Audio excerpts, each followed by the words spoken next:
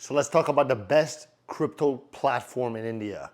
Now, this video is not financial advice, it's for educational purposes only. So, are you ready to explore the best crypto platform in India? So let's dive in and learn how you can get started.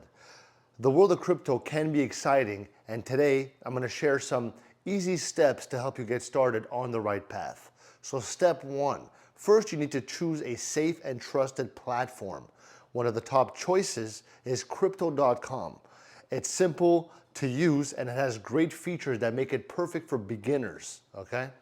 Step two, once you sign up, you can basically start by exploring the different cryptocurrencies and check which ones are available, check what's going on behind them, and there are many options like, besides Bitcoin and Ethereum, but it's important to do your own research so that you pick the ones that make sense for you, okay? Step three, you got to start small. Don't rush into big investments, okay? Begin with a small amount and see how things go. You got to learn the ropes, It can be fun, it can be exciting.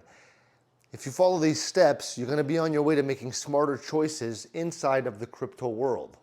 And by the way, if you're not one of the 100 million people on crypto.com already, open an account through my referral link below in the description because we can both get rewarded in very nice ways.